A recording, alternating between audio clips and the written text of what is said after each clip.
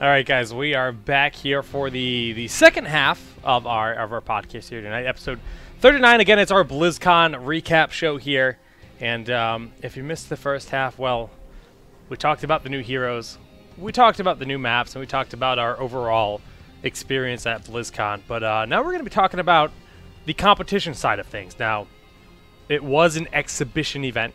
It was not a for-prize tournament, much like Hearthstone last year. But you know, we all had our predictions, and none of us were even close to being right. Correction. I said last show the Liquid Cloud9 match was going to go 60-40, and whoever won that match would probably take the tournament. Now, I did say that I thought Liquid would win, but 60-40 is kind of close. True. Fair. However, I was 2 months right, ago, I called Cloud9, so... Okay, so... What is in your mouth? Oh, I'm eating a... Chat's about to explode, because I'm sure half of you know how amazing these things are. A Butterfinger peanut butter cup. A Butterfinger Crow Cup. And they are fantastic. Okay, Jim. Kubi, give me your best crow impression, will you? No, it's Hold way on, too loud. hold on. So I wanna throw back to Town Hall episode like 6 or 7 episodes ago, where I didn't know the Cloud9 roster and Jake did, and he said when we talked about the Fnatic roster that the Cloud9 roster was actually more embarrassing than the Fnatic one. Did I That say killed this? Jake's map. So if I'm eating crow, get your fork out, bitch, because you're eating it with me. Wow, hard. I heard it. So if somebody I got confirmed I said this, good for you. But I don't recall saying this. Or maybe it was Kubi. I don't think that's something No. to say though. Anyways, All right, let's talk about the exhibition match that was. Let's do the between YouTube one. community people You- first. that's the Yeah, exhibition. Sure? Oh, that is that Uh, called X? No, that was the Technically, BlizzCon Brawl. BlizzCon Brawl. That's It was... Well, can we talk about the production and the stage first before going to the actual games? a good question. Yeah. Oh man, let me. Yeah, give me a second. I took a lot of videos, so I can actually pull that up. But yeah, start talking. The stage looked actually all the Blizzard stage looked phenomenal. Like from the stage perspective, I was shocked at so I don't think anyone could see it on stream, but the stages whenever Curse would be taken, like the stage and lights would change purple and like these big TVs would display the symbol of the curse and stuff, and the stage itself was super interactive with the audience. Like it's the most impressive stage I've seen ever. Like it was awesome to watch. All right, so I've worked a lot of esports events. I've been to a lot of esports events, and I worked BlizzCon last year. And Kev's just rip, but so BlizzCon last year, the stages were the most underwhelming thing I've ever seen in my life. It was a Warcraft stage that had been reused since the launch of Cataclysm, and it was a StarCraft stage that I had seen on the broadcast before. So I'm like, these stages are just old. They're beat up. They if you looked at them in the light, during the setup, because I was part of the setup team, they actually looked kind of bad. But this year, the complete opposite. Like you said, interactive stages that actually reflect what's happening in the game with the audience. And I'm trying to find the video here. I mean, I've worked at events before, Jake, but you've actually I've been part of building events. So I don't know why this video is do so Blizzard choppy. rent out these stages, or do they have their own personal storage, or they keep these from event to event? This was I don't a really different understand. production company that they paid to do this, but I thought they used ESL again. Well, ESL did the production. So there's two teams. There's ESL that's doing the broadcast, and there's a different team doing the stage. And those two teams. I need to find a better video. Those two teams have to work together, seamlessly. But I'm pretty certain it wasn't ESL actually controlling the floor. But that literally just means somebody has to have complete knowledge of the game, watching it, and the second a Dragonite is taken or a curse is, cast on a team, they need to respond immediately. And it was seamless. Like people were actually thinking that somebody went ahead and wrote a script that programmed the game to actually just, or the stage to respond to the game. And definitely wasn't the case here. Yeah, we can actually see this. I actually found a video. And if they did, kudos to them. But I know they didn't because they were off by 1 second once. And to be that accurate, they were good. It was really impressive. Yeah, no, I remember Corey and I saying we thought it was automated the entire time until that goof up happened. All right, stream. Check this out. Let me show it to the. You can actually see the curse happening there, and it says curse active at the bottom. let me just So, rewind all for right, you. that video is nice, but it doesn't really give you a feel for how like the atmosphere of the room changes. The lighting changes. Everything like there's that like giant ring that you can see like the very top of the video there, where it's like this whole scaffolding that goes all the way back over the crowd, and like all that has lights on it, and they all change. The whole mood, lighting change, everything. It just you gotta feel. You're like, whoa, something's happening. Like, what's going on right now? And the left and right, there's TV screens on the left and right of each team that show the curse there. Like when you're on Dragonshire, it actually has like the dragon standing there and breathing fire. The stage was super impressive. Like, I mean, just this is some terrible filmography. I don't know. I'm showing it to you. I chose it at a very poor time there. Oh, there's yeah, like the live production. Let's go over to something I know Jake wants to specifically go ham on. Let's talk about those overlays, Jake. Yep. Not even going there. I mean, they were bare bones. Spent a maximum of 5 minutes creating that overlay. Just after having such a beautiful stage, like to have a production like or an overlay, like an in-game graphic that poor, like. I don't know who was running the stage, but just toss me an email. I'll give you mine. It's a bajillion times better than that. I'm sorry. I don't want to sound like ignorant, but it was not only was it really boring, but the text was poorly aligned. I mean, it looked like Sham 2 did it. Like, I'm sorry, but it's just like the whole like he's not here. We can throw him under the bus thing. Maybe he won't rewatch the episode because you got blown up for that last time. Hey, maybe he won't rewatch. And no, seriously, the one time Kevin used my overlays, it was an atrocity. It was disgusting, and that's what this looked like. So it was. Hey, you know what? Small blip on an otherwise completely amazing production. So I will say overall, it was quite the experience for me to watch. In terms of the actual directors swimming between scenes and getting the camera guys, the crew in position and getting good shots, and the actual like production of the event, phenomenal, very well done.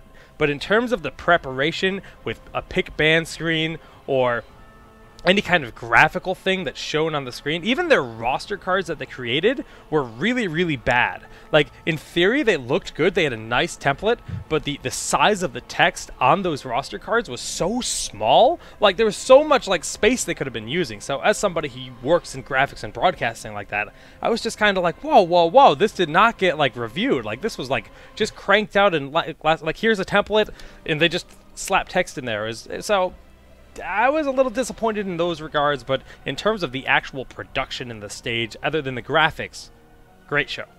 Do we want to talk about? Do we want to go? Okay, not talking. Sorry, we want to go. I just had to step away for a second, but we wanted to go crapped really quick. all over you. I heard something, and then I smelt gas. Like, I heard something a couple minutes ago, and then I smelt gas, and it just turns out my roommate's just really bad at lighting the oven. But then I went to go check this out. Anyway, what was I saying? Yes, so really cool things that I heard this weekend about the production of the stage. First off, that the stage that they made for Heroes of the Storm, like a lot of Blizzard employees were walking over and like, wow, this stage is better than anything that Blizzard has put up for a BlizzCon beforehand. Yep. And this is the third least impressive stage that's at BlizzCon. Yep. And I was like right there with them. I was like, you're right. This beats the crap out of like every other stage. I think. Oh, it demolished their previous stages. Like absolutely obliterated them. And it was the worst stage there. And it was the worst stage there. Which is also amazing. Yeah. But yeah, I agreed. You know, it's actually funny. Somebody was just like, you know, Jake has much better graphics on his Kings of the Storm than they did for Blizz Heroes. I kind of have to agree. I feel like they could have done a little bit better job on that. Well, just remember, Blizzard, ESL, anyone, I'm always down to freelance. I do great work. Self-promotion. And, bam! Kings of the Storm this Saturday. Be there. But okay, now do we want to talk about? Do we want to go ham on the format now, or talk about the YouTuber match first? Let's talk about the YouTube match first. YouTube match first before we get into the actual competition. So, I'm sure you guys watched it. I'm sure you guys we talked about it last week as to who was actually competing in it. And obviously it was a more lighthearted tone. Kev, you probably got to meet the guys. Yeah. What do you think? So it was really actually interesting because they were all like deciding their drafts beforehand, and they just kind of kept missing like some of the things that are just really obvious like picks for what I would, so it's just like every time I would just walk by people would be like, they're missing the dream. Like they would have like Tychus and Tassadar, but they wouldn't get Rhaegar, or like they'd have Tassadar and Rhaegar, but nobody would pick Tychus, something like that. That was really funny. But yeah, it was great. They were all really fun guys to talk with, and actually, when I was at the one of the after parties, so Hinky and Lasercorn, I walked up. You know, they kind of were just like, "Oh, yo, what's up?" Because I was doing the host, and I walked over and I was talking to, excuse me, and they knew that I knew like a lot about Heroes, and they were like, you know, after watching the competitive matches, we kind of want to really get into this game, like. Please, Like, please! those- Oh my god, I love those guys. Like they were like, you know, the games, they looked really interesting. The game's really fun, and we had a great time playing on the stage. We actually might think about like playing at least a little bit more competitively Wow. than we do already. That's awesome. So they reached out to me, and you know, I think I'm going to start playing a couple of games with them. I think actually I just saw Sohinki was streaming on Twitch. So you know, we could be seeing, you know, YouTube, like big YouTube people coming in. Husky, of course, was fun to work with. The Rocket Jump guys were awesome too. Yeah, it was a great event. They all put on a good show. Kind of went the way I expected. You know, the Rocket Jump guys, they are awesome, but they're mainly like a show type people now. Yeah, they were having as much. Yeah, they were having fun. They were having a blast. They were showing up. They were giggling. I mean, I just showed that clip. I don't know if you guys were looking at it, but yeah, you know, they were really just kind of having a blast there. Oh, Yeah, it was. We had so. Wait, is that a bad pun? That was a bad pun. Rocket Jump team having a blast. oh gosh! Stop it, I Corey. thought Kev would be on that one for sure. So I'll be honest here. Like we had a lot more planned to really kind of get the personalities out of there, you know, out into the open and really kind of like hype up the match and everything. Unfortunately, we ran into a couple of problems just with the shortage of time. But I still think it was an amazing show match, and I had no idea Team Low Expectations was going to absolutely kill everything. That was I was surprised at that too. I think if you go back, I was not surprised in the slightest. I figured the Rocket Jump would just have more teamwork, and I wasn't expecting any of the teams to really have put that much time into the game. But it really looked like they knew what they were doing. The Rocket Jump guys started. The Rocket Jump guys started in video games shows, but there was like Guitar Hero and stuff. Look at everyone on Team Low Expectation. You had, like, I don't care what you say about Husky. He plays games all the time. He used to play StarCraft. Don't care what level you said he was. He plays StarCraft. All five guys on those teams, Smosh, the two guys from Smosh, Sohinki and Lasercorn, they're actually both really good gamers. Yeah, the Jesse Cox, who he might not be the most skilled gamer, but he does games all the time. And then you have Krendor, who is, you know, a very solid gamer as well. They're all solid gamers. I knew they were going to take it. Like they're just, despite not being the actual team Rocket Junk, you know, they're all gamers, and I kind of expected it to go that way. Okay. Also because Sohinki and Lasercomb are both super competitive. Yeah. Very true. Yeah, I found that out. I didn't know they were until like I was watching their matches. Like they're doing pretty good. They're making really good calls and everything. I was actually really impressed. I thought it was just going to be like a whole bunch of people who'd never played it. They'd be clicking Q, or they'd be, you know, clicking their ability and then clicking on the screen or something like that. But it's actually pretty fun to watch them play. Yeah, go watch Smosh games. Sohinki's like the tryhard of the group and stuff. Like, and Lasercorn, like him and Lasercorn always end up doing, you know, the well in their little competitions. You know, they're both really, you know, really good gamers, and it was fun to watch. Like they were all putting on a good show. When Jimmy Wong busted out that murky outfit and was dancing on stage, that was awesome. Like, you know, great. It was great. I haven't, like, the YouTube show match was awesome. Yeah, I mean, there's not really much else to say about it. It was a lot of fun. Let's not dive. We did get to see the new map played, and we got to see Rhaegar played as well. So in you know, Rhaegar, kind of, Rhaegar. I mean, Brawl. loving the new Rhaegar. He's great. Yeah, that Rhaegar hero. Can't wait to play him, man. But let's not talk about those games because, you know, they were for fun. But they were, you know, it was a cool show. I'm glad they actually did that. You know, everyone was kind of like, yeah, whatever, but it was actually fun to watch. Agreed. Okay, so can we go ham on the format now? I've been waiting. Yes. I want to go ham. Jared, take it away. Okay, so this is, I don't know how public this is right now, but one day before the event, all the pro teams got this information that one day before BlizzCon, Anubarak and Asmodan would be banned. Now, for Asmodan, whatever, I'm sure most of the teams didn't have comps played on, but I know for a fact that every single one of those teams were practicing with Anubarak in all of their drafts, whether it was on the other team or their team. 100% of games, almost like close to 100%. Obviously not 100%, as close as you can get to having a 100% draft rate. A new Brack was picked, and one day before the event, they told the teams that they were going to ban a new Brack. Now, do they say why? Because it seems kind of weird. I mean, it could have been because it was Hazmadan too. Yeah, maybe because it was the both new heroes thing. Were banned. They're just new. They're new heroes.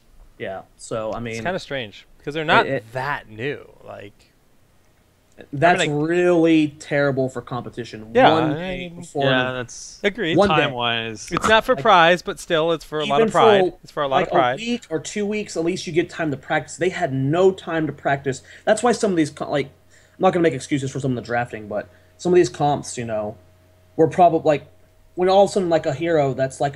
Of course, Nubrak's not Arthas level or Tasser level, but he's in every single comp we see right now. He's very good. He's very good. I mean, and suddenly gone. Yeah, that's terrible. Okay, that's great. I don't know how public information that was. So I don't know how many people in chat were. I mean, Kev, you're kind of. What are your thoughts? I didn't know about it until like day of tournament.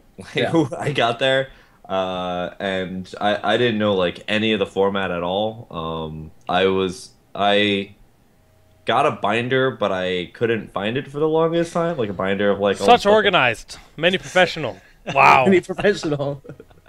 But yeah, I mean, it sucked. I'm sure Blizzard had their reasons. I only heard like random things about why he was banned, but nothing that actually seemed. And honestly, like the reason I heard just made it sound like only a Nubarak would have been banned. But as for no, a Nubarak, the reason I heard was just because of the bug. But the bug with the self-cast queue or whatever. No, Maul webcast or Maul web. Whatever. Web wraps and Molly. Yeah, I mean, but that makes sense that a Nubarak would be banned, so I don't think that was the actual reason, and I don't think I heard that from a Blizzard employee. I think I heard that from somebody else. Even still, if you're going to ban one, it's like, rather than admit to a bug, just ban them both out and just say, they're new, remove them. So that definitely could have been the reason. Yeah, I don't know. Maybe, but still, that we've known about that bugs, I think it happened to Caldor day one of a Nubarak being allowed. So, like, we've known about that bug for such a long time that like one day before the event isn't. I mean, like Jake said, no prize. It's probably just like, look, that one bug existed. There could be other bugs we're not aware of. Let's play it safe, not worry about having a bug on stage. This game's still in alpha. We know we're in a good spot. Let's it almost seems better, at least from like a saving face perspective, just to like sit the teams down and say, hey, don't abuse this. Like that's better. That's why I don't think. That's why I really don't think that was the reason. I think some pro player said that. I think it might have been. Yeah, I don't remember. So I don't really know what the reason was. I honestly just assumed just because they were new heroes. Who knows? Who knows? I mean, it's weird, and I guess the other point Jared wanted to make was the fact that all the matches. Just quickly interject, I think this is actually pretty common in games where they slowly inject new heroes that like. Tournaments and everything. Yeah, no, that's a common thing. Like LCS, that was a common thing. Yeah, that's a common thing. Okay, but it's just more notice. The only problem I had was the one day. The short notice. The short notice. Yes. And like Jake was about to, like, there are two other things that were a problem with the event.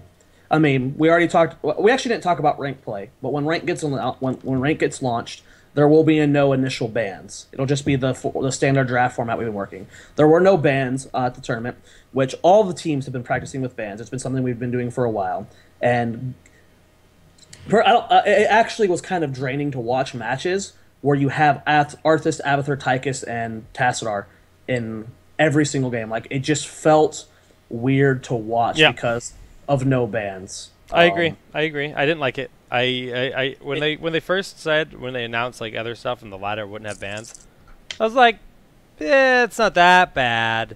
And then I experienced it in the tournament. I was like, we need bans back. Like, I was just immediately like, bans make the game a much more dynamic, competitive experience. And we'll get on that. That's another topic, and we'll get there after the tournament. We're going to talk about ranked play and all that stuff after we talk about the tournament. I guess like you said, the other thing was the fact that they drafted every single match. If it was a best of 5, they would draft 5 games. The maps would be determined, and all 5 drafts would be done ahead of time. Now, from a production standpoint, as a guy that's worked in production, there's no draft system built into the game, and there's no easy way to execute a graphic. Now, the way we do it for Kings of the Storm is pretty makeshift.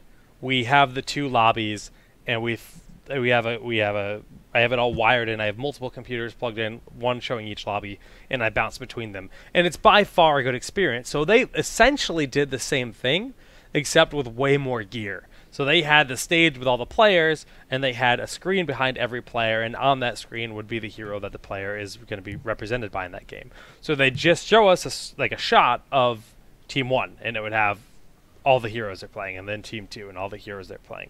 And they would bounce back and forth as the picks were done. So it was well done. That looks really nice. It was well. It was the perfect thing for the live viewer, and it was really something that made it really easy to execute for them, because they had all the information there written down. So they just had everything plugged in, ready to go. They can get all those screens right. I mean, it was logistically the efficient way to do it, both graphically and to keep the production rolling quickly. So if they had the actual draft system ready to roll, I guarantee you they would not have done this. They would have done a legitimate draft in the draft system, but the draft system is not complete. It has not been released yet, and you know, they showed us previews of it, but it's not done. So this was their last. I would bet almost any money that they intended to have it ready, and they thought they'd have it ready. And they were like, "Crap! What are we gonna do? Well, this is our fix," and they had to go with it. So I don't think it was their desire. I don't think it was their master plan, but it was their fix. And again, they're like, "Well, it's an exhibition tournament. We brought everyone out here as it is. It's not the end of the world. It's still gonna be a good show." Yeah, I mean, I personally feel that was less impactful than the no bans and then the banning of the right before day. I don't know. Like, there's situations like let's go back to, I don't know, maybe I was cussing with you, Jake, when we did SMG versus Wildfire. Okay. And then halfway through this, ended up being 1-1 halfway through the series, and SMG's just like, you know what? Rhaegar is working too well with their playstyle. We're going to ban them out. It removes the strategic bans and stuff, and that's a big part of the competition. I agree. Not having the bans is very impactful for a tournament, and I don't suggest it for even just like being able to snipe it as a pick, like we're going to first pick Rhaegar. That was Dredd's question to Browder, wasn't it? About bans. It was weird. It was like more aggressive than He basically said, "Tasha Arthas OP, and we need to ban them." Yeah. He definitely did say it like that. Of course, in a more handsome and charismatic way, though. Of course. But all in all, it was an exhibition. The game's in alpha. It's stuff that Blizzard is well aware that it was not an optimal thing, and yeah, it sucked. But the event was still very good. It was still a very good viewing experience. Yeah. We had some really good games. And even as cringy as it was to watch us, like, we've all been in the competitive scene and we're all like, oh, if only the bans or picks were a little bit different. Right. Yeah. But I mean, before we go into the actual games, can we talk about that audience? Yeah, I was just gonna say Saturday's audience, like every single seat at the stage full, and then a massive crowd surrounding behind that, like as far as you can see. Not to mention 50K viewers online. 50K viewers online as well. I didn't realize it was 50K. Someone told me 30K was 50K. I was told that it peaked up at 50K. I heard 50K. I saw 28K at one point, but I noticed that crowd. That was a crowd I had to stand. Yeah. It's a bit daunting. You guys for my first time ever hosting, I was just like, oh, there's a good amount of people here. I wonder if they can see me with all these lights on me. It was just cool listening to the crowd get into, like, there was no feigned excitement. They were into the plays that were actually being made. Like, the crowd was actually screaming. Yeah, it was ridiculous. It was awesome. Like, people, like, a hook would happen, and like, okay, the hook, even if it was a bad hook that the Arthas lived from, they still cheered. There was a hook to try to stop a Dragonite, and as soon as the hook hit, it pulled the Dragonite, and the whole crowd, like, gasped. The whole crowd was like, "Whoa!" Like, everyone was just like, "Oh my god, that is not what he wanted." And it was like the energy in the room, like from that whole skirmish around that Dragonite, and then that conclusion of accidentally hooking the Dragonite when you have like 10% health left, like, you know, he didn't die. He actually got punted and lived. He shouldn't have punted. You know, the Stitches would have been killed otherwise. But it was a really, really like hype experience, and the crowd was really into the moment, and it just felt like, wow, this is awesome. It shows that what we've predicted for a while. You know, the thing that we've been talking about HOTS that gives it advantage over League of Legends is that not only is it more action-packed and fun, but the fights are, despite being complex in the team fight advantage, it's easy to understand. Yep. Like, you can watch heroes and you understand what's going on. And like, there was no point in the crowd where like, so like you were like, oh, look how that well executed that was, because we know because we've been in the competitive scene. But everyone was able to just look at it and understand what was happening and get into it, and it was just awesome. Like that, the crowd was. Well, just so to be fair, I'd have to say that Trixler and Cloaken did a really good job of also I'm glad you said that. Adding the depth that was needed, as well as describing what was going on. First of all, Trixler is the most handsome man in the world. It's Trixler. It's Trixler. Thank you, Kev. And when we started chanting his name, I made sure everyone was saying Trixlayer. Okay, you're not gonna go by Trixler. You're not gonna go by Trixler to him. You're not gonna do it. Trixlayer. Rip that video. Wrong scene. Rip everything. Production is destroyed at this point. That production video. There we go. Kev's face got stretched out for a second there. It was really funny on my screen. Anyways, yeah, no, all in all, though, like you said, I just want to point out the crowd was huge, and I expected it to kind of dwindle down after a few games, because I'm like, if people don't get this, they're not going to keep watching. It just got bigger as the tournament went on.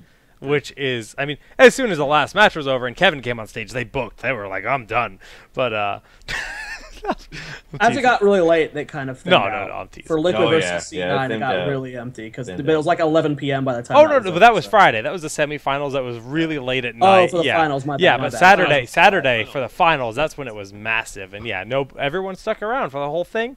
And then you saw a flood of people trying to go to WCS finals, but that was at capacity. You could not get in the stadium. Not end well for me. You are not. We tried. We tried to use our press badges. Like, can we go through? And the guy's like, no one can pass through me. And we're just like, all right. Okay. All that aside, what do you guys want to talk about? The matches. Yeah. Let's get into the games. Let's talk about EG versus Fnatic first. EG versus Fnatic. All right, so I was at this point because of like a couple of changes. They basically were just they were just going to keep rolling through all the games at that point. So I just sat in the crowd and I was sitting next to like Dread and a couple other people. And let's talk about the beginning of the Fnatic EG first game on Garden of Terror.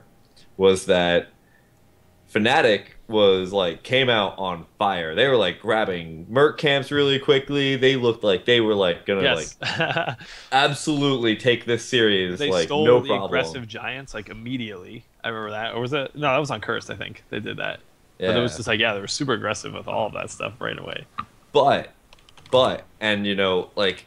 At the same time, I was looking at it, I was like, man, EG's like fallen so behind. And then I looked at Dread and I was like, you know what? I just fell into the same pitfall that I think a lot of people do in Heroes of the Storm, is that even though they were grabbing all these maps and these map objectives and everything, EG was still the same amount of experience, if not ahead of Fnatic. And like basically the same amount of damage. And it looked like Fnatic was so far ahead, but you just got to always like vacate that from your head and look at the levels, and the levels were a little bit in favor of EG. And that's always been EG's playstyle. They've never been the super hyper aggressive, we're going to go for a quick win type. They've always just played safe, played solid, and then carried that into the late game where they would dominate then. That's just kind of been their style for the longest time now. I wanna point out a conversation I had with Lowell, Ace of Spades, Nani and Sase. This was at Thursday night. This was before the tournament, Thursday night. Blizzard had a little get-together for the Heroes community. Well, all the Blizzard communities. And, we got to pick their brain. And we were talking to Lowell about Illidan and why they think Illidan's good. And, he thinks it's all about metamorphosis and not the hunt. And it's a very different perspective than we have in North America. But one thing he pointed out that immediately stood out to me was North America really leans towards clairvoyance.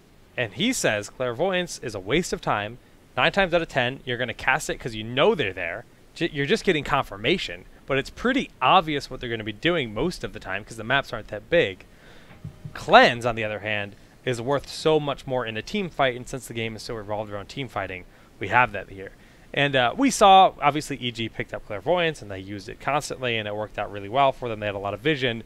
But we saw some really good use out of Cleanse and some really, really strong Illidan play, and I think it probably changed some opinions on Illidan. I mean, I think Trickslur has been really the only enthusiast for the hunt for a while now. I think Metamorphosis has been generally accepted, at least for the most month and a half, maybe 2 months now. Metamorphosis has been the way to build Illidan, and a lot of teams have stopped sleeping on him like the last month or two. I know SMG has been scrimming with Illidan for a while now, and a few other teams started picking up as well, and they've been going meta. But compared to EU, yes, the EU meta is heavily dominated with Illidan, where NA is just now getting to the point, like maybe a month or two ago, that they started actually practicing. We haven't seen them in major tournaments yet, but I know SMG scrimming with Metamorphosis Illidan. But Trickslur has been the only hunt enthusiast for a while. Trickslur. Trickslayer. Trickslayer. Overall, in terms of playstyles, though, what did you guys think out of Fnatic since we knew so little about them? I mean, they had only been practicing as a team for 9 days because of the pickup of Lawa at the last minute. And even then, I don't know. It was cool to see them kind of keeping the games as well as they did. They did better than I expected, but yeah. I think Kev brings up a good point with the aggressiveness, but it was cool to see the clash of the two styles. Or it was like you have a really kind of like aggressive map control team immediately, and then EG sort of sitting back and saying, no, we're not going to fall into overcommitting to anything. And it was just neat to see those two styles go up against each other. I was actually kind of scared because as soon as I was told that LoL's going to be subbing in with Fnatic, I was like, wow, they have 2 EU players who are probably the smartest people in EU to have to deal with. And I was like, if I were to put 2 people on a team and say, deal with these 3 heavyweights and like win, I would probably put it in their hands. I agreed. As soon as I saw Lowell on the team, I was like, wow, they're actually, this is going to be a game. This is going to be like a really good series. I became a big Lowell fan after this weekend. Like I talked to him like for an hour in the Hilton lobby Friday morning, and he's so freaking smart. He's a cool guy. He's a cool guy. He is so chill too. Like, I mean, it would have it would have been cooler if like MYI got to actually go there because both Ace and Lowell play for MYI. But I'm excited to see My Insanity actually play. I mean, we've seen 2 of their members play here, and that's I'm excited to see their full roster in action more. Shout out to the other 3 players, though. I mean, Nanny and Sauce did better than everyone expected. The game lasted a lot longer than we thought. But yeah, that's a good play. I don't think anyone expected Fnatic to be EG, and the games went as expected. No, but Naniwa had good game sense. He was playing on Falstad in Game 2, and he was flying around, hunting for the Abathur every single opportunity he had a chance to, just go for the, just try to get those kills, just flying up. He played well. He had good game sense. He really did. Mm-hmm. I agree completely. Not 100% though. Yeah. Yeah. So. We kind of knew what those results were going to be when the game started kind of going on a little bit longer. Yeah. Yeah. Yeah. Do we actually want to break down those games or just move on? Because there's no reason. Let's just move on. Let's move on to CNI versus. Okay, so I got a story for the viewers here, and a lot of the Heroes pros they hate me for this. It was at least 10 of us. We had SMG, Hawkfu, March, and a few others. And Game 1, Liquid versus Cloud9 starts, and there's a moment where Liquid's up 10 kills to 1, and we're like, this is a stomp. Cloud9's choking or something, not playing like they did versus SMG in that show match. Let's just leave. So, and I'm the one that says this because this is like I'm just like this is boring and it's late. Let's go to the hotel and start drinking. So we all leave. 20 minutes later, we all start getting texts and tweets like Cloud9 just 2-0'd Liquid, and we're all looking at you like, what?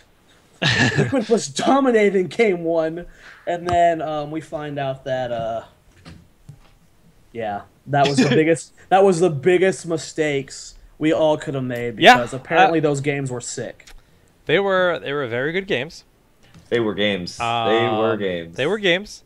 All right, so to recap, at least Game 1, it was like... Recap is correct.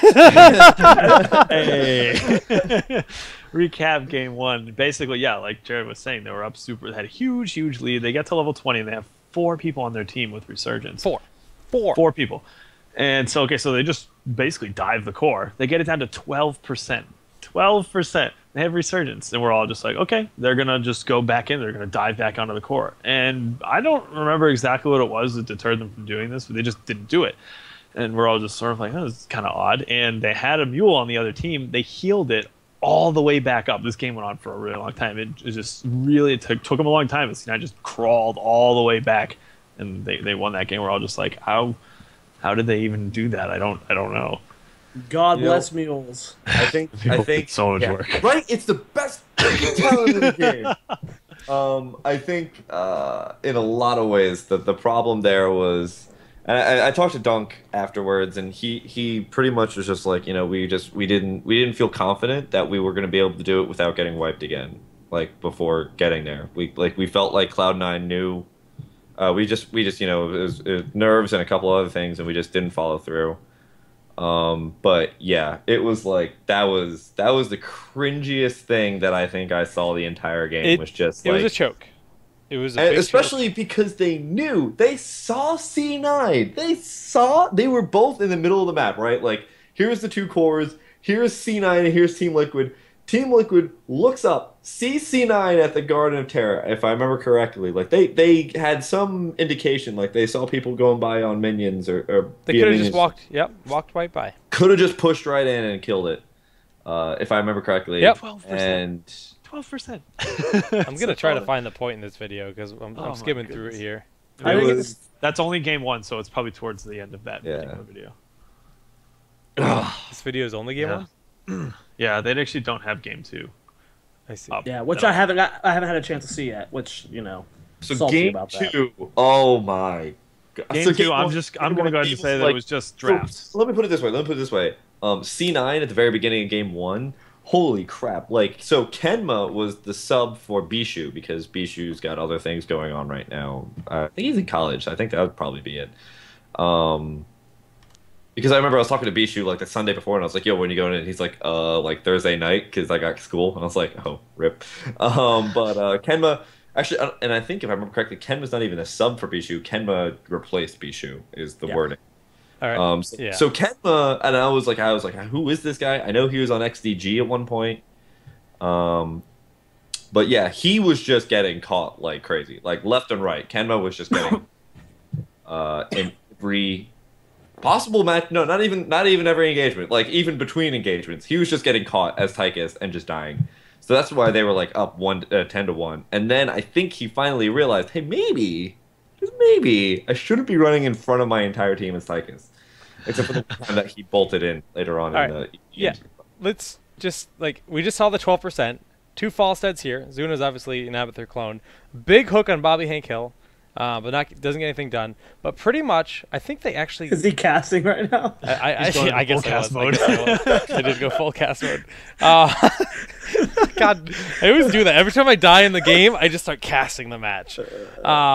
They're all up except Nova. Like they can see they're in the middle of the map, and they could just walk across the map at this point, and they don't do it. And you can see it's at 12%. No mule has even been dropped yet because they used the mule defensively to try to keep the core high during the engagement, but the mule was killed while they were attacking.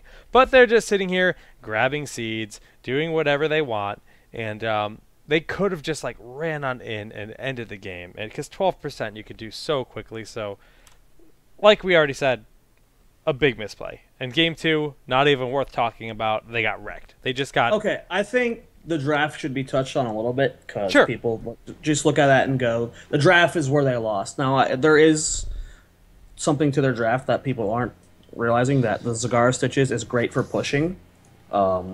So, you just win with one big golem is what the plan is. But you have to actually win skulls. Yeah. So, a lot of people were questioning the Zagara Stitches play because it's not the best early fight in the mines. It just felt like an all-in strategy. It's if we don't get that early lead, we lose the game, hands down. There's no way we can come back because the people that they had in the team is just, there's no way you're winning a team fight straight up. It's not happening. You have no damage on your team. And I was looking at it, I was like, did they actually just take these heroes? It's so risky. And it didn't pan out, and that was it. Yeah, the game was super fast too. I can't wait to see the game, but it was quick. It was a quick game. Oh, game 2. There is a little logic there. They a little bit, but it's mad risky. Cloud9 just outplayed them in the mines. straight up. They took that Illidan, bro. They just took a really, really strong first fight in the mines, and they just kept their advantage throughout the game. And it was a short game. Like Cloud9, like actually, Blizzard opted to not put it on their BlizzCon site because it was such a stomp. I don't know. Is that really why they No, did it? I don't know. I don't know. They would never say. But wow, that's Jake. harsh to say. Shots fired. It was though. It wasn't even good. It was kind of hard to watch. I'll be honest with you. It was especially because I've been a Liquid fan for a very long time, and it was, you know, the nerves, the stage played a factor in it. They don't all have experience on the stage, and you know, you lost a match. You're coming in as the favorite. Everybody's predicting you as the favorite for the event, so you now have this other burden on you, and you just lost your first game, and it's a best of 3. It's do or die. It's easy to choke. I mean, even as a Smash player, even if my friend was watching me, not let alone a stage of 20,000 people, I could choke. Not 20,000, but a lot of people. It's easy to choke. Yeah, Kubi's kitty is getting around tonight. But so, you know, I think it was probably a big growing experience for both teams. Yeah. Kev's getting excited. Sorry, just I'm kidding. Yeah, you know what? And that's exactly what I said. You know, I went to go get food with Caffeine's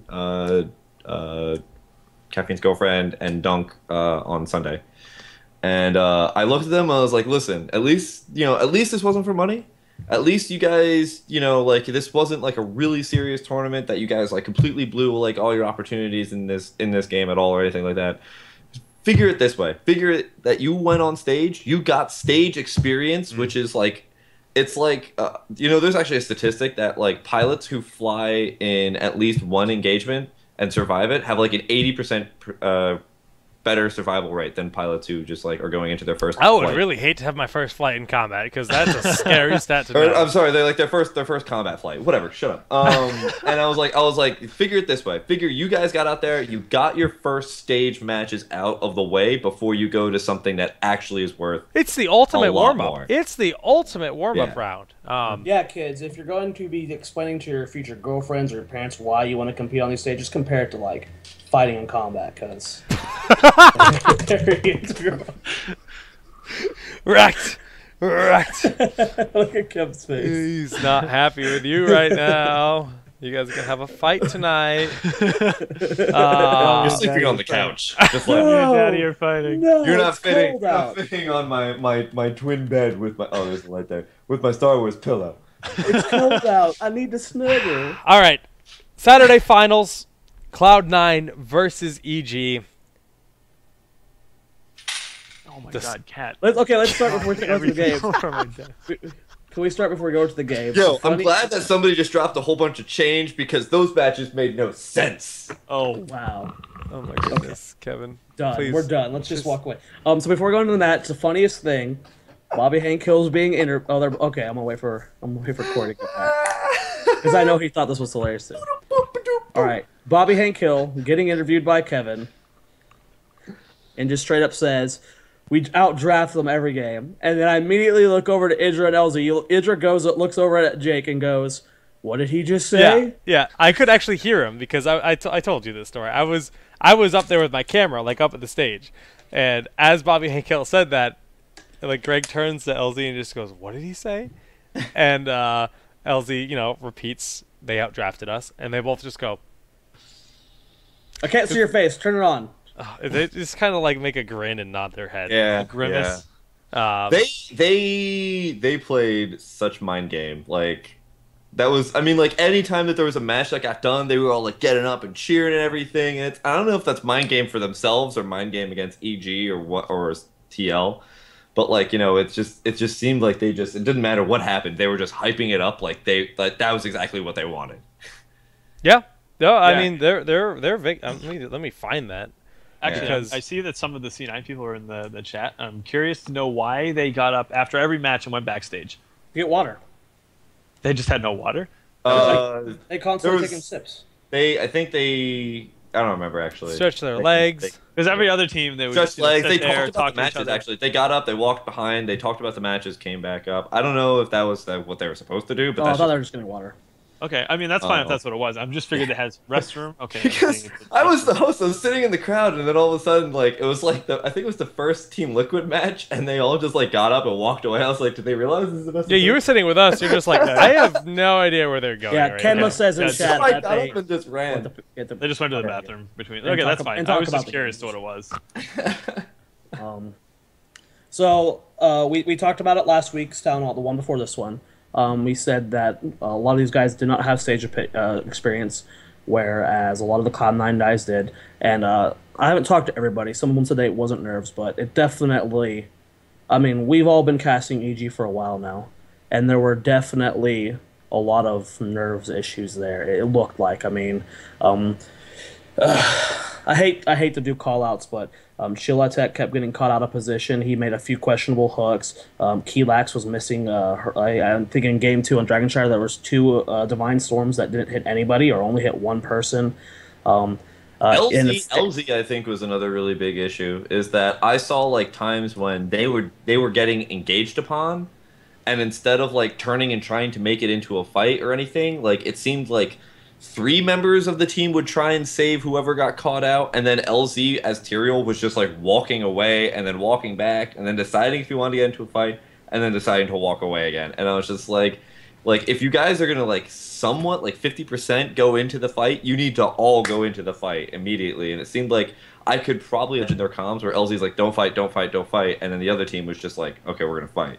Another big thing I pointed out to Glauron when we were watching was and this is something that EG has talked about for a while as their biggest weakness, is that they lack communication. Because you have 3 StarCraft players, Keelak, who's generally a quiet guy, and you got Chiltek, who's the primary shot caller. When I was watching, because we could see all the players. When you would watch EG, Faye wouldn't say anything, Keelax would randomly mutter a word, and then you'd have Chiltek and LZ talking a lot, and Idra would talk every once in a while. But when you would look over at the Cloud9 guys, none of them shut the hell up. Yeah, they were all constantly. I was sitting right behind them, and it was just constant yelling. Like they were just like everything that's happening on their screen is being announced, and that's something that like I was actually thinking. Like Jared, Corey, and I were playing games today, and I was just like, we don't talk enough. We don't actually announce what we're doing enough, like individually, like or what's happening around us. So you know. Stylistically, it works out well for them because they were like a fine-oiled machine. They were in sync. They played well. They played very well. Let's talk about how freaking fast their teleports were with Brightwing.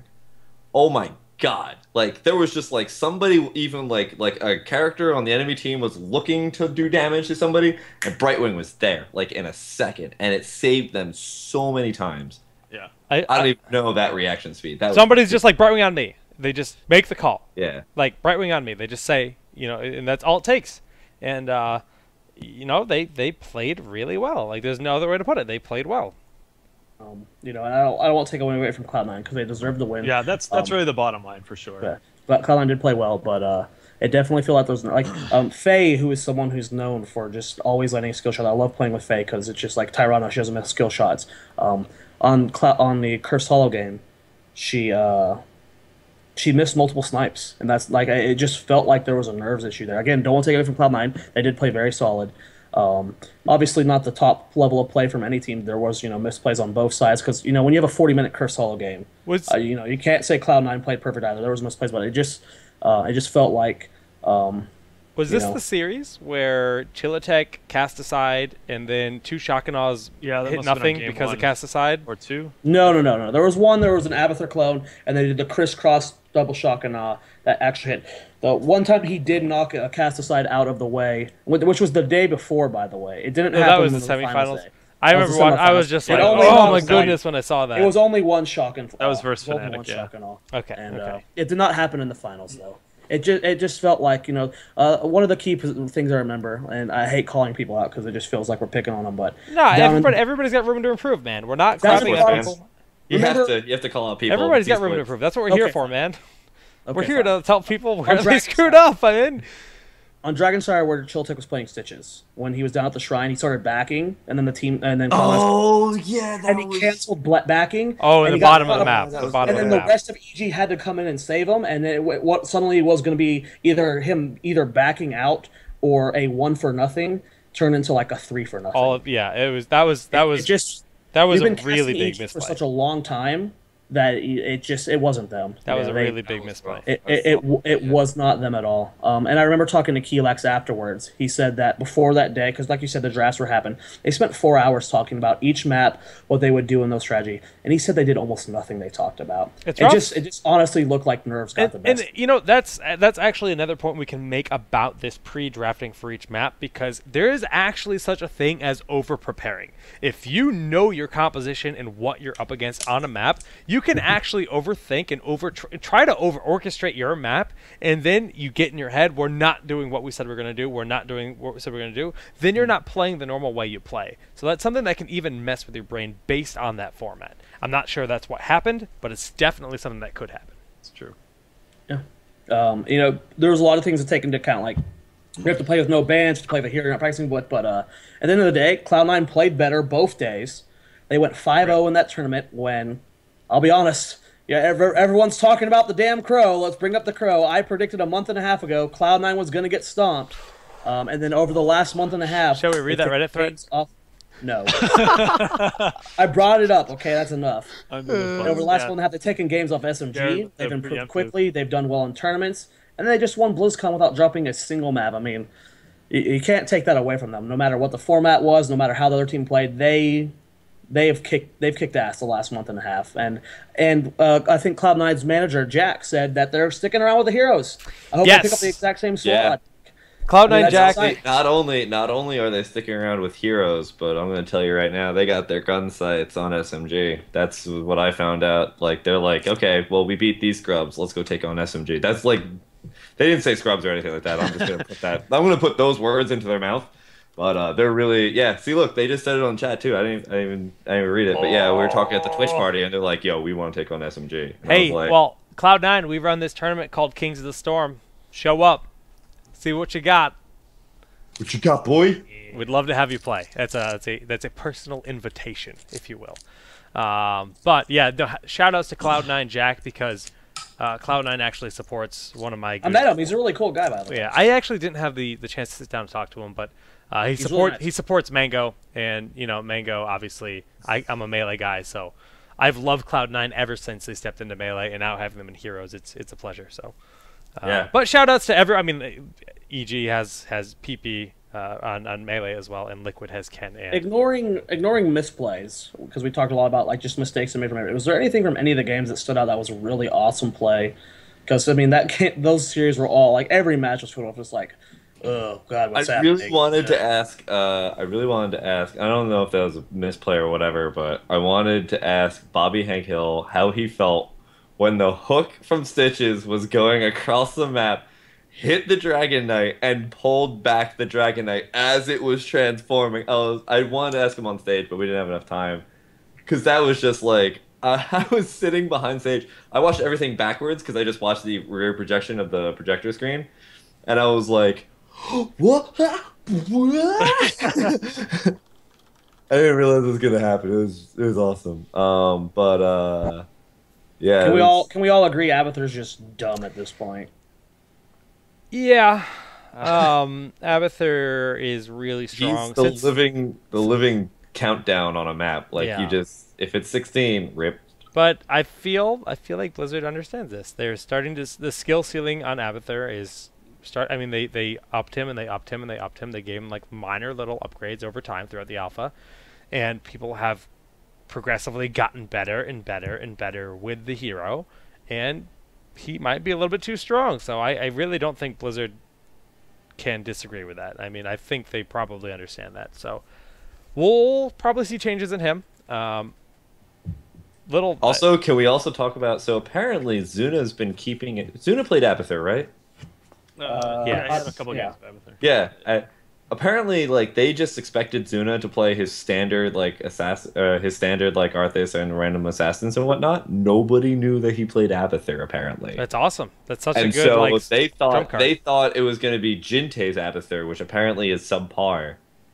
And so when they saw Abathur, they're like, "Oh, okay, that's fine." And then they saw Zuna's playing Abathur, and they're like, "Wait, what?" And then they saw Zuna's Abathur, and they're like, "Wait, what?" He played well. Yeah, he did. Played very well. Played really well. He played well game 1 and 2, but nobody played well in that Cursed Hollow game. if it's a 40-minute Cursed Hollow game, that is a scrap show. It was okay. 40 minutes on Cursed Hollow is not good, but a long game. yeah, I mean Cloud9 impressed, man. You know, I'm eating that damn crow. They did well. Congrats. No. We're all eating the crow. During the. I'm not eating the crow. I said C9. I called it beginning of like everything. I said I didn't know who C9 was, but then when we started figuring out who C9 was, I was like, yeah, I think C9's gonna take it just because of stage fright. Yeah, you did call that. You did say that. We have to give you credit. Who knows? I was on stage for the community corner thing, and I said EG wins 3-0. So I'm eating the crow as well. I'm an EG fangirl as well, so you know. I have my EG mousepad here, but it's getting replaced when my Heroes mousepad arrives in like 2 days. Bam. Can you make one of the sub icons crow? If you make the crow sound, dude, right I said that earlier that I might go ahead and just make a sub icon on my channel that's a crow because it's like become a thing. Like, it's terrible. Crow. Yeah, I mean, I don't. Okay. Those medals were pretty cool, by the way. Chef showed me his up close. Like those medals were actually neat. Yeah. I didn't get to see what the first place ones. They're just silver and gold. Silver and gold. They look exactly the same, different color. But beyond that, I mean, yeah, just really cool. It's cooler than the what did Artosis get, a cup? Like a mug? Okay, first of all, I don't know. That cup mug is useful. The mug is badass. Okay. Yeah. Have you seen that? Have Have you seen that Hearthstone mug? No, No, Corey. It was warranted, Corey. Okay. It was an awesome mug, but those medals look good. The medals look good indeed. Well, I mean, correct, or whatever Jake said. What'd you say? So 100% correct. You're I agree 100%. I agree 100%. That's the one. That one. All right, let's talk about ranked. Let's talk about that ranked. What's next? God, ranked play. I was pulling up the video. I wanted the 6 production value. Let's talk about awful. Let's talk about awful games, huh? Ranked play. When he said that, when he said awful game, thanks Blizzard for making this awful game. I mean, that was so funny. Who said that? You hear me laughing? I was barking at the top of my lungs. That was so hilarious. Who said that? Bobby Hank Hill. Yeah, the I was post doing game. the end game interview. Oh my gosh. I was like, any last thanks? He goes, yeah, thanks Blizzard for giving this awful game. I mean, awesome. Like, every League of Legends person watching this game was just like, and I was just like, as soon as I heard that, I was like, I saw Anna's face and she did good, man. She was like completely straight faced with the entire thing. I would have lost it, man. Really lost it on. I didn't even catch that. But you know, like, and then I remember like we got backstage and he was just like, "Oh my god, I can't believe I said awful," and I was like, "Dude, don't worry about it. You said Did you talk about awful? Everybody knew it." Did you talk about Anna at all? What and like your experience with working with her? I don't think you talked about her on the show. Well, we can get there at the end. Let's talk about ranked play. We said we're going to talk about ranked play, so let's talk about it. So basically, there's 2 ladders, and there's quote unquote Heroes League, and there's a second league which is yeah, I know the screen cuts off, Kubi. There's nothing I can do about that. It's just the way the size of the box is. But Jake, we can't see it all. Okay. All right, guys, they're so whiny tonight. Okay. So we can look at here. Actually, you know what? Let me actually just get a better graphic, so it's not just out of a video. I know I have an image. Is that intended or is that just production flaw? What? Oh no, I'm just copying what Kubi said. Oh my goodness. Oh my goodness. It is not intended. So there's 2 new modes coming out for ranked play, and we have a draft as well, and so that it's not cut off and you guys can see all the prettiness of this image, I will fix it for you because I'm quite the good guy. quite the good guy here. So one of them is hero mode. One of them is hero mode, and or hero league, I believe they call it. Yes. And that's essentially, it can be solo queue, it can be 4-sec, 5-sec, you name it. It can be any. It's basically a ranked draft mode with any size party. There is no ranked solo queue yet. Now people are asking for it. Will they give it to us? We have no idea. But that's not a thing. The other league is in fact just it's you have to have a team. It's like a competition. You have to name your team, so you have to be Team Liquid in theory, and you'll have your 5 players, and I believe it was up to 3 substitutes. Up to 10 players, and you can be on 3 different teams. Up to 3 different teams. Yeah, that's what it was. So we can see, this is the draft pre-hero, and here's the draft filled out. Now, if I flip back and forth, we see there's a 1 and a 2 at the top of the map. Now, we assume 1 being left side, Team 1, and then 2 being right side, Team 2. The one thing we don't see on here is whether or not there's a timer. Now, I think they said somewhere that there is a timer. Yeah. And I think they said it was 30 seconds for each turn, regardless if you're picking 1 or 2 heroes. Because one of their big concerns with the game is extending the length of the game. So they want to keep the draft process relatively quick.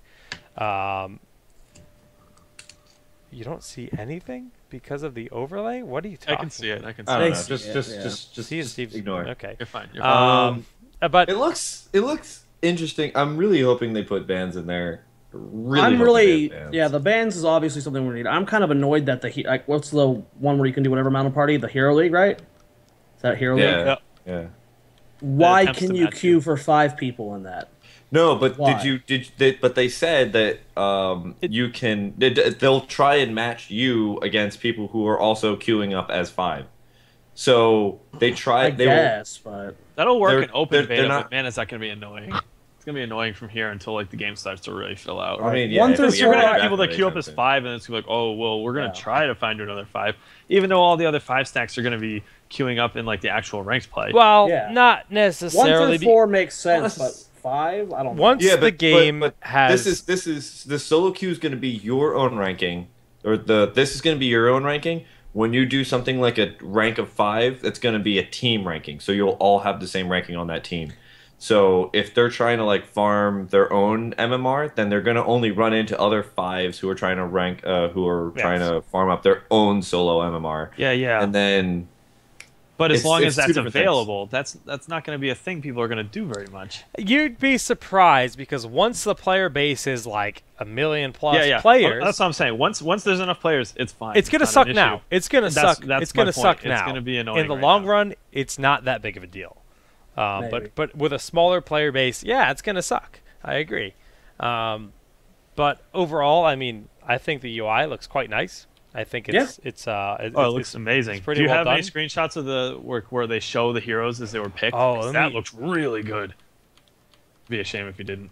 You might not. Huh? Oh my goodness, I'm gonna find it, guys. I'm gonna find it. That's a real bummer. Yeah, do that. But Kev brings up the important point. No bans. Hopefully it doesn't, because they said that it would when Dreadon asked that it could take a while before they implement bans. They want to test it out. I hope after this event you could tell that it was needed, and I really hope it doesn't take long. The tone and the way they reconfirmed like 5 times that look, it's gonna come eventually. It's gonna be a thing. Don't worry. They kept saying that over and over again. I'm pretty sure their opinion is, look, there's not that many people have a lot of heroes. If you only have so many free a week and you already have 1 banned, and then you have to share a team with 5 people, you have to have 7 heroes that are right. Not it's like, well, what do you have left? Now, argument being, you can't even play in these modes until level 30. So by then, you should have more heroes unlocked. But is it enough? Should they increase the amount of gold? Not if you bought a money pig. Fact. Actually, I know for a fact that's the case. But yeah, I'm trying to find the other screenshot of ranked play, because it looks, the stuff they showed us is a newer build of it, and it looks so good. Yeah, they had a lot of presentation that was very nice about it. Do you have a money pig yet? I'm really close. I'm at 18.5K. Yes! Dude, all 4 of us almost have it then. That's awesome. I'm really so close. hyped. Oh my goodness. I'm so hyped about it. Corey got his not long ago. Yeah, I got mine. Oh man. I'm happy. With this new free week, I should be able to have it. Well done, Nice. man. Grats. So back to the presentation on the drafting. It looks looks really nice. Like when they said like when they finally announced like the heroes that team is picking, they like showed them up and like they came in. And it's like really nice pictures that showed up, and it was very flashy. And it looked awesome. Super sick. Like it's gonna be like, especially like as somebody that's running events.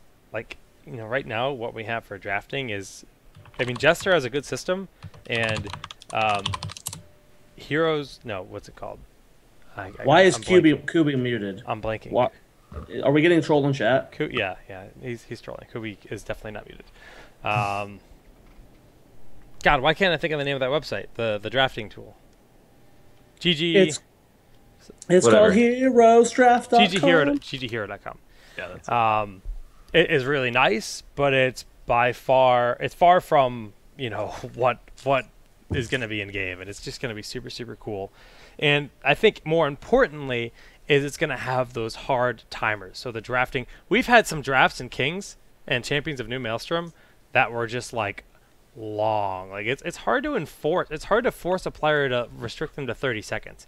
Like, but if the game's doing it, they don't have a choice. Chad is saying I'm still muted. Is that? I don't know. This troll is really weird, man. Like, this is such a weird troll to do. Like, oh, the show host can hear Kubi, but we can't. Like, what kind of troll is this? Technologically, it doesn't make any sense, so it's fine. Continue. Ignore the trolls. Don't feed them. Don't feed them the donuts. Nick's trolling super hard. Oh my goodness. Is that Zoya trolling us with Nick? I'm so confused. Oh, it's this Inception trolling. It's multiple layers. Yeah, I mean, it's ranked mode. I mean, there's nothing to not be. I mean, yeah, it's not exactly how we wanted, but it's better than Hot Slogs, damn it. Okay, let's. Oh, yeah. Funny thing. I don't remember who said it, but a dev said that they compared the internal MMR to the Hot Slogs MMR, and guess what, guys? It's not even close. Yeah, that's irrelevant. That's irrelevant. No, but it's just good to have confirmation now because there's all those hot slogs, Yeah, there are people who weigh it more heavily than they should. And I mean, we could have guessed that, but it's apparently not super accurate. Yeah. Well, beyond that, I think it's going to be really nice to have. Who knows? Holy typing, Batman. Who knows when we're finally going to have that? But yeah. Anyway, I think it's just really all there's left to talk about is just like Kevin Anna first. Huh? What's up? Oh, you never said how it was working with with Anna. So working with Anna? I've talked to you behind the scenes about it, but you never talked about it on Town Hall. It was really great. She's a professional host and everything, so she was just kind of giving me tips and everything and making sure that that I for the most part just knew exactly what to do for hosting, and just was just like, just go with the flow, just do everything. And we did a whole bunch of rehearsals just to make sure all the production value was there. And I mean, past that, like it was just us behind the scenes. We studied a whole bunch together. Actually, we got like all of us together, the casters and me and Anna and I. We just sat down in a hotel room on Thursday and just studied for like 2 hours together, just to like kind of agree on like what to talk about, etc. All that stuff. It's cool. Yeah, she was a blast to work with. She was very like accepting. Like, so I don't know if you noticed the flub, which was the pass it to video. That happened. Yeah. So what happened was I forgot a part. in like our transitions. They give you like what your talking points and everything, and then you go over to like the caster desk or whatever. And I forgot that we were supposed to do we were supposed to call out the teams, talk to the teams, send the teams back, and then we were supposed to just do more hype for the matches and the teams. And then I was supposed to do that part, and then she was supposed to throw it away. I forgot that part, and it just felt natural at that part just to throw it to the casters. So I was like, so let's throw it to the casters. And then she's like, no, we have a video, because she was supposed to throw it, so the production team didn't want to bug me when I was talking. And so they told her, they're like, no, we have a video. And I think that was just like off the schedule or something like that we forgot about, or, that I forgot about. And so it was really awkward for that moment. But, I got behind stage and I was like, oh my God. I messed up and everything. And she's like, dude, it's fine. Like nobody really will care about it. Like, it's just, if these things happen, just relax about it. And I was just like, you're right. And then the director himself, his name is Daniel, really great guy, just walks up and goes, remember, dude, it's just a show. At the end of the day, like, it's just a show, and you guys did really well, so don't worry about it. But yeah, so Anna was, I remember Anna was just, Anna was really great to work with. Cool. And then so we were called. The talent manager for our stage, his name is Bernard Gottsman, and he's awesome. I think he's ex-ESL. Now he works for Blizzard. He's like this really tall guy, really, really friendly, really awesome. Just, you know, we were talking about taking power naps because we were really tired, and he goes, "Oh, you mean a disco nap?" And we're like, "What?" And he's like, yeah, in Europe, when we go out to the disco, we take a nap right beforehand so we can stay out later. So we call them disco naps.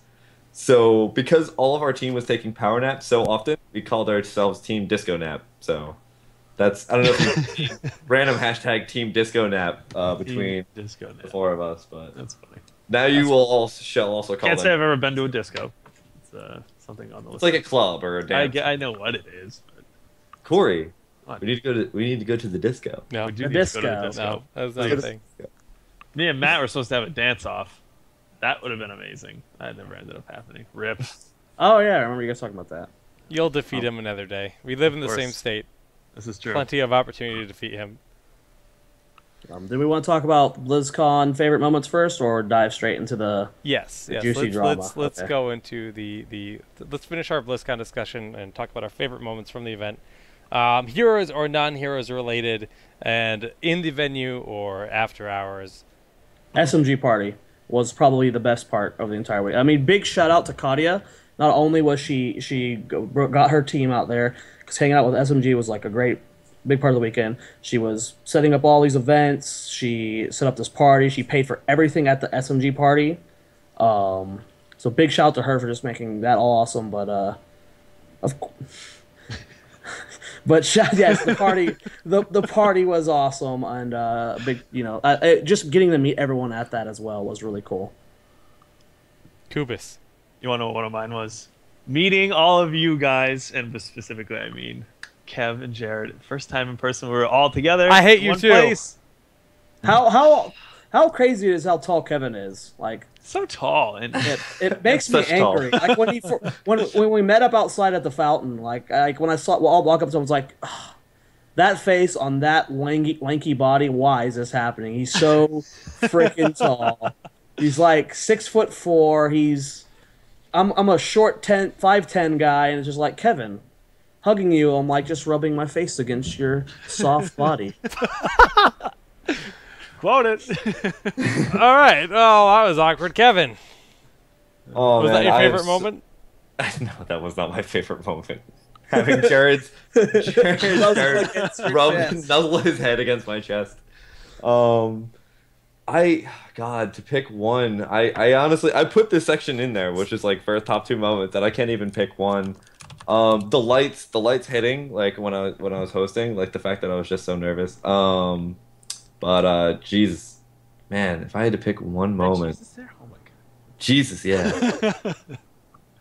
I really don't think I have one. A really cool one was I met Esports Selfie. He's like this dude that I've been like tagging like in all my photos, and he just randomly walked up to me at the Twitch party and goes, I'm Esports Selfie.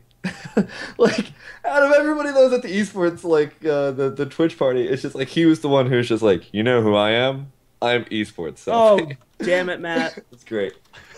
Correct. That was not supposed to be linked in chat, Matthew.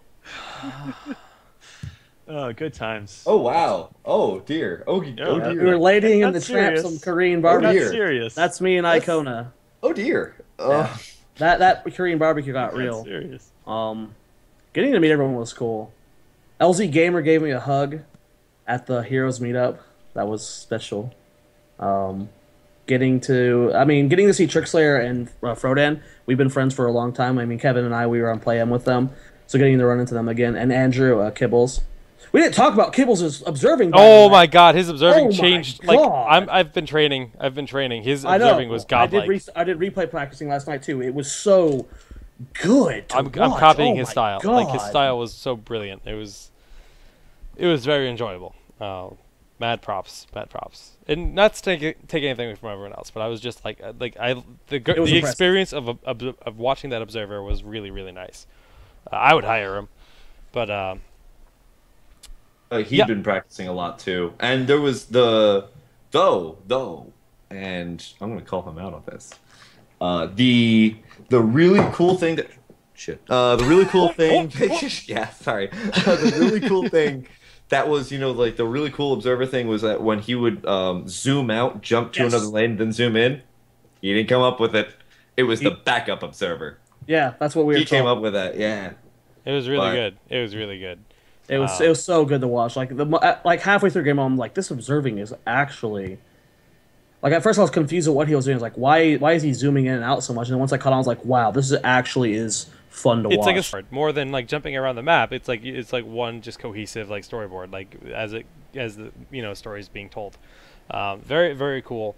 Good luck doing that while casting. You brought up Frodan, and I got like the biggest like. Oh yeah, this is Jake's moment. This was my moment that really threw me off. Now I've been a fan of Frodan for a long time, and I'm the kind of guy where I don't usually bug people unless I have something to say to them. So Jared's talking to Frodan. We're heading back to our hotel late, and I don't want to bug the guy. So I'm not gonna bother him. But he's like, he sees Jared. He like says hi, and then he looks over. He's like, "You're solid, Jake." And he goes to shake my hand. I'm just like, wait. And I just had to say to him, I'm like, how do you know who I am? He's like, I watch your casts. I'm like, wow, that's really cool. You guys are town hall. Yeah, man. yeah. I was like, wow, that's really cool. So that was a cool moment for sure. But honestly, the moment was just like anyone knew what Town Hall was, anybody that appreciated the show, the number of Blizzard employees that watched the show and like said thanks for doing the show, we really like it. That was the moment that just stood out to me, because as much as it was like amazing, playing the games and stuff like that, that was just like the thing that really stood out, because we've been doing this for 38 weeks. I mean, 39 weeks. And since 5 weeks before the game even started, and we all expected like either the people we knew from the community to be there or a few fans, but like when we were all actually shocked at how many Blizz employees watched our show. Like, not to toot our own, like we're not trying to do that, but like it was really cool, like walking through the Heroes of the Storm area and just having like them stop us and take pictures. Like, we work at Blizzard and we love your show. Like it was really cool. It really was. So that made it for me. Did everyone say what made it for them? I think everyone did. Yeah.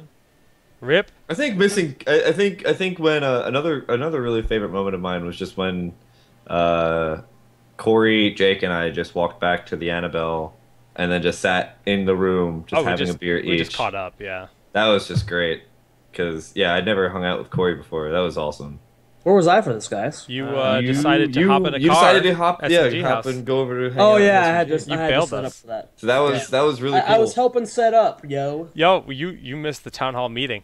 Yeah, town hall meeting. It was cool, because we do that all the time, right? We just talk about the game all the time, right? And it's cool. It's okay, Jared. Even though you weren't there, we posted your bed. We posted your bed. We did post your bed. That was fun. That's fine. We posted your bed on the top of Reddit. I posted. Never mind. I was about to say something. They took the bedposts off. We unscrewed. Yeah, I was curious as to what that was. I never asked. I was like, "Why are these bedposts here?" And I ended up just throwing them on the sofa. Like, what happened? That's okay, because I did things to Kevin's room that we shouldn't talk about. Enough said. Anyway, moving on. Town hall. Thanks for we're not done yet. We're not done yet. So that's pretty much our BlizzCon talk, and we're already 2.5 hours in. So yeah, this is actually officially our longest show. Grats. We're not going to take another commercial break, because as long as we can cut it under 3 hours, I think I can cut the vibe of that commercial. 29 minutes should be good enough for this last segment. Well, yeah, like 20 minutes with this and shoutouts is all we need. So yeah, there was. So an announcement was made. Well, okay, I'll take. Multiple things happened today. Multiple things happened today. One of them was a very unexpected thing that kind of randomly shook up a lot of the Heroes people, and I think you saw me tweeting about it at least, and then I think a couple of people other tweeted about it. Was that Icebox came out today on Reddit? If you want to go check it out, he basically announced that he has been viewbotting for the past many months, and it was something that we talked about on this show a while ago. Long time ago. And you know, we all kind of had suspicions, but nobody confirmed. I mean, I took the stance of, you know what, maybe he's got some benefactor who was really for him, even though the longer it went on, the harder it was to believe. And he was very aggressive. Oh, yeah. As soon as he was accused, very aggressive. So he publicly, like you said, he announced all the accusations are true, and he announced that he went in on people and yelled at them and said that they're full of crap. And he's pretty much come out and said, look, I realized what I did wrong. But what kind of blew everything up is he received my first ever negative Heroes tweet yesterday. Because we played against him, and he used the Asmon and Tassadar bug against us. And multiple other people reported that he was doing it as well. And after doing it, I sent out the tweet because I was like, wow, like if you're a random person, shame on you. But if you're trying to become a professional gamer, and you're going to do this, you're going to be bold enough to do this against the hosts of Town Hall. Like, I hate to sound high and mighty, but what do? We talk about the community. Like, and you're going to cheat against us? You're actually going to use an exploit against us? Like, that's kind of a dumb thing to do. So I was furious. I was like, I can't believe you're doing this to people. It's disgusting. It's disrespectful. And so I went ahead and I sent out a tweet. And I feel like that tweet it was definitely warranted.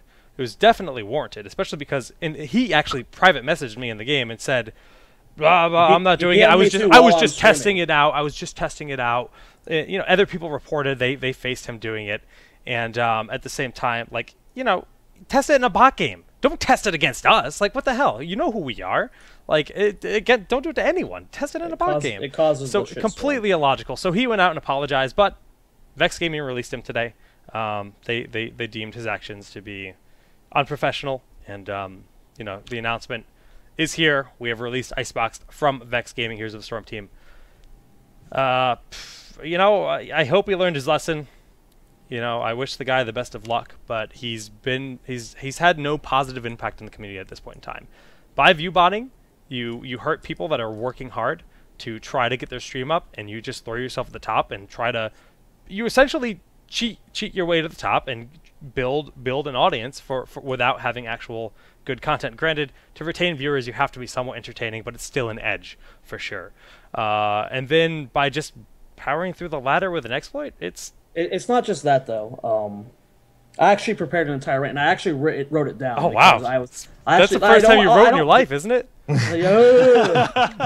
Jared put words together in a text pad. I didn't write it down. I just wrote down an overview so I didn't get too ranty. But there's also another thing. When his stream first started, it was actually shit tier. Like, he was boring. He sucked at the game. It was not fun, and he was at the top at 1,000 viewers for this brand new game.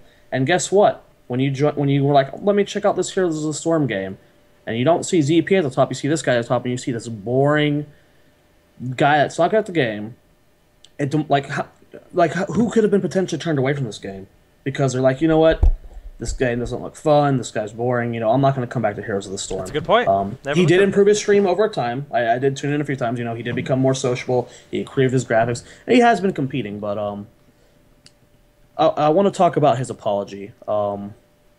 It was very like, okay, I'm just gonna say it's bullshit. He's not sorry. It's all to save face.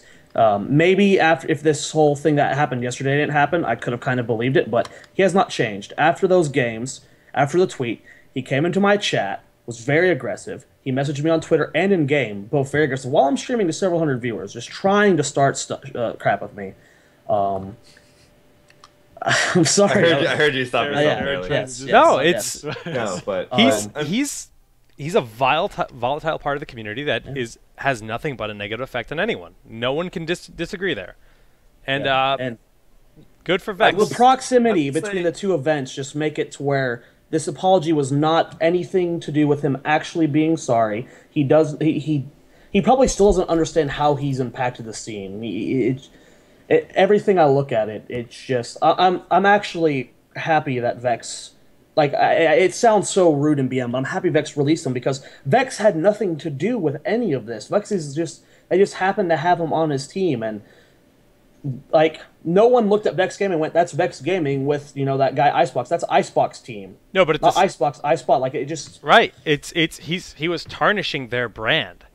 They were very stupid if they kept him on after a second event like this. So I'm glad they made the intelligent decision to release him, because honestly, I was after yesterday, I was like, I actually don't respect Vexx as a brand right now if they're continuing to keep on under their name, because it was I mean, the view botting, I don't care that much about, whatever. If that's what you want to do, that's your personal thing. But actually abusing an exploit when you consider yourself a competitive gamer, you're a joke. Flat out. Just going to say that. That's disgusting.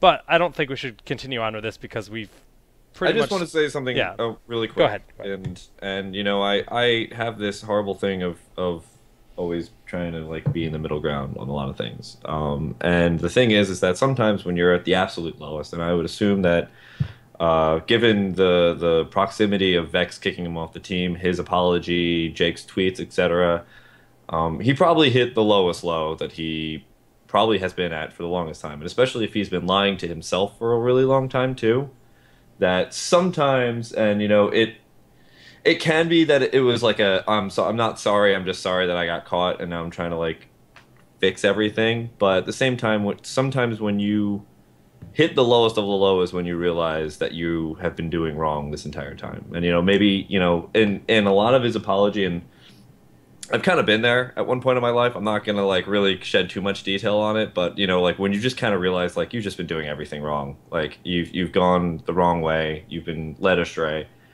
and you realize that you did, you know, an incredible amount of wrong, etc. Everybody just kind of looks at you just disapprovingly. It's just like, it sucks. It really sucks, and it really can change how you live your life.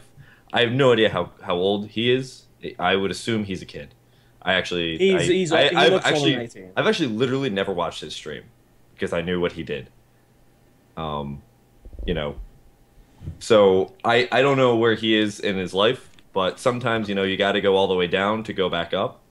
Yeah. And if he actually is as sorry as he, and what I'm scared about is Twitch is probably, or not scared about, but what I'm thinking is probably Twitch is going to do something about this too.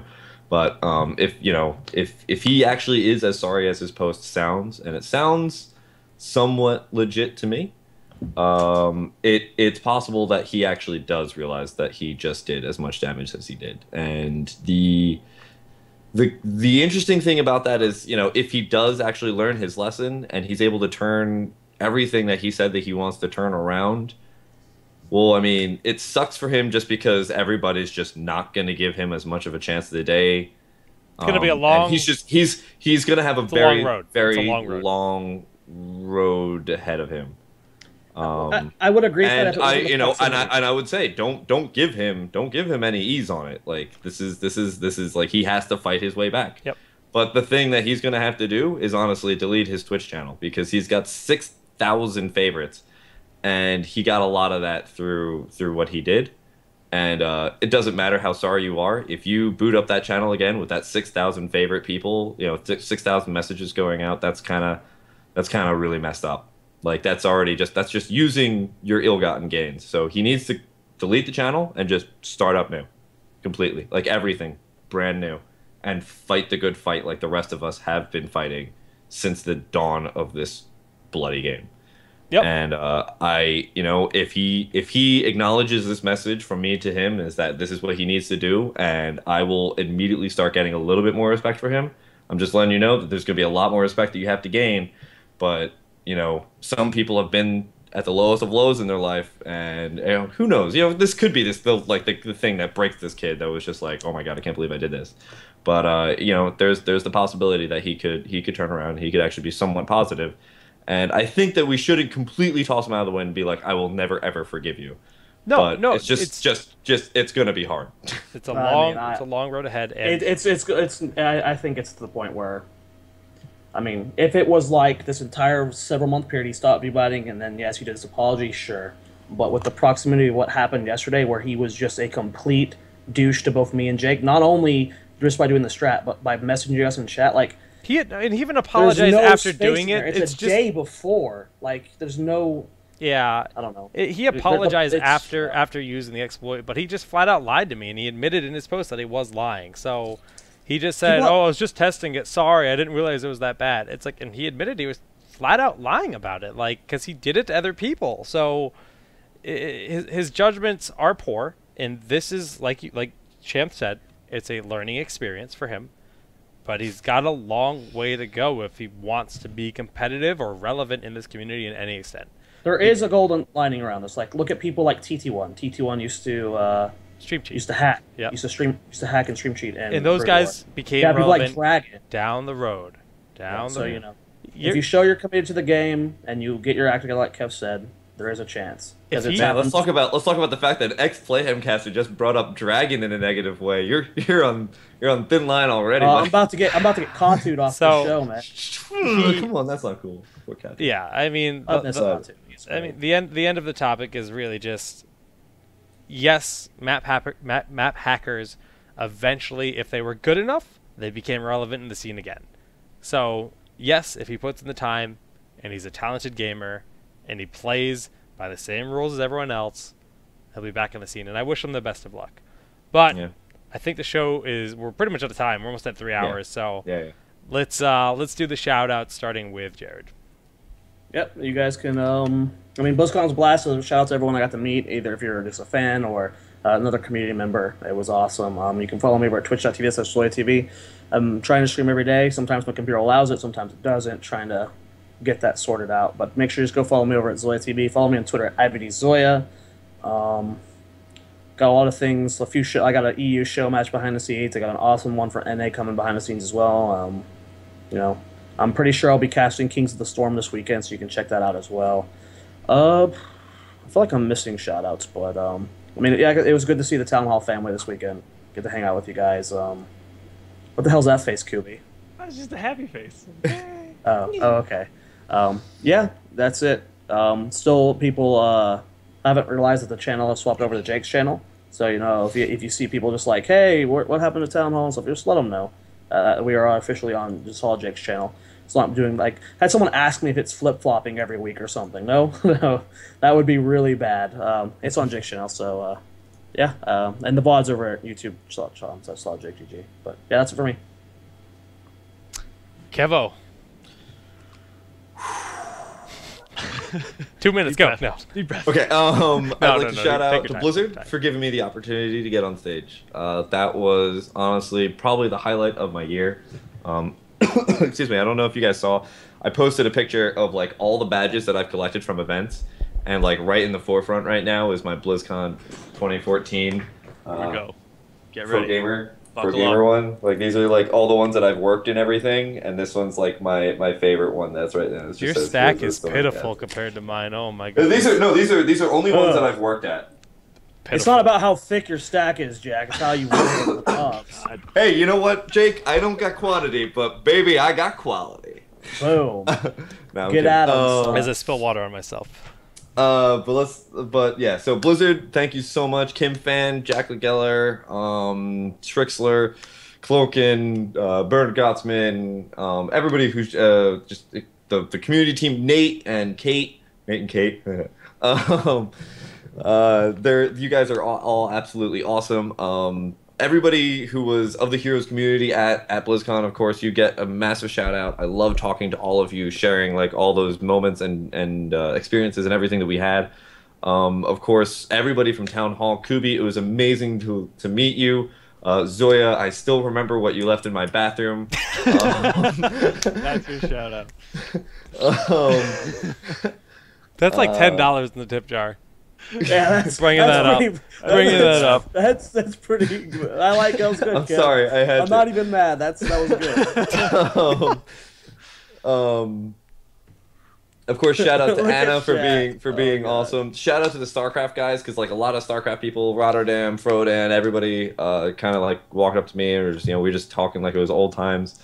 So yeah, just absolutely everything that happened this weekend was absolutely awesome. I love you all, and that's about it. Kubis! How do I follow that up? That is just some next level stuff right there. All right, so yes, absolutely, it was awesome seeing everybody at BlizzCon, people that I've been talking with over the past, like 8 months or now. It was good to see, put names to all the faces. It's good just chatting heroes in general with everybody. Like, it's just so much fun just throwing it down like that. It was great talking with all the devs and people that are working on the game. Great to hear feedback from them because they're all fans of the show. They like to watch it and they just give tips back to us. So, awesome. Thanks to you guys for that. And of course, it was excellent seeing all you, my fellow hosts, in person. Such good times. Do it through the heart, Jake. I hope we can do it again soon. That's it for me. Oh wait, no. Going to be doing casting this weekend. Kings of the Storm. First time. Check it out. It's going to be good. Backwards. Kev, are you casting with me this weekend? Have you figured out if you can do it yet? I don't know. Okay. I want my Kev back in my life. You've been so busy lately. I know, man. I know. I'm sorry. So it's okay. Jake, do your shoutouts, man. Alrighty. Let's just end this. So, shoutouts to these dudes here. We all finally got to meet each other. There is all of us in person, looking like nerds, sweaty out in the 90-degree weather of Southern California. In this picture. Shoutouts to Sia Steve. We got an interview coming out very soon. We got to sit down and talk with Matt Cooper about the game. Nova's getting nerfed. And spoiler, that's one thing you'll hear in the interview. I'm almost done editing it. I'm trying to make sure it's a enjoyable watch. So that'll be up soon. But just massive shout out to everyone at Blizzard giving us the opportunity. They actually gave us tickets. They actually hooked us up with tickets for the event. Blizzard really just without tickets we wouldn't have been there. They invited us to meet them. We got to talk about the game. We got to talk. They wanted to hear our feedback. They wanted to hear our thoughts on things. They were really, really, really just receptive and supportive of what we do here on the show. I told the developer that Lily sucked to his face. Yeah, you did. You did. Whoops. I didn't mean to. We got to ask questions about specific heroes to developers. We got to just mingle and just meet people that work in every aspect of the game. So it was truly like a ridiculous experience. I mean, as someone who's loved Blizzard for so long, it was really just kind of surreal. So yeah, big special shout out to Matt Shimbari. We talked to him. Absolutely, Matt's awesome. So man. much. Like we just. Yeah. Just like and Cloakin as well. Cloakin as well, for sure. And Tim. I mean, they did a great job casting Cloakin and Tim. And Cloakin's an awesome guy. It was great to finally meet him. It was great to see Tim again. And everyone, like you said, Katie, Nate, Spirian, he's like the whole cast. And of course, Rocket, he interviewed us on the stage there. So all those guys. Shout out to Blizzard for their sick swag. We got an Archon bouncy ball. I showed it in the pre-show. But God, it's so sick. So I got my coin. I got my 1 mana coin. I got my Kerrigan pin. I got one more shout out, by the way, Jake. So whenever. Go ahead. You can do yours. The guy that posted the BlizzCon photos, I got like 16 or something upvotes. Julian Collins. Oh yeah, Julian. Yeah. He interviewed me at BlizzCon. It's not on YouTube just yet, but we talked a lot about Heroes of the Storm, and it was a really cool discussion. So that'll be up soon. Just follow me on Twitter, and I'll tweet it when it goes out. But I forgot about that. But yeah, I mean, just shout outs to the community as well. Meeting all the players. I mean, Glorious, Symbiote, Liquid, EG, all the players. Meeting everyone was really just awesome, and I couldn't love the community more. I really couldn't after this event. I mean, I'm very happy with this community, that's for sure. I've been part of communities that were not always my favorite, not necessarily by choice, but by profession. In communities I didn't necessarily get along with too well, but the Heroes community is phenomenal. So give me a follow on the usual Solid Jake GG, Twitter, Twitch, YouTube, and I think that does it for Town Hall episode number 39. Guys, next week is 40. Episode 40. And of course we'll have a lot of news. Kings of the Storm this Saturday. The date for anyone watching the VOD. Kings of the Storm number 3 is going to be on Saturday the 15th. Going to be a one-day event, 8-team tournament. It's going to be a great show. And guys, we'll see you then. We'll see you next week. That does it for us. Peace. Bye. What is that sound? That's how PewDiePie says bye.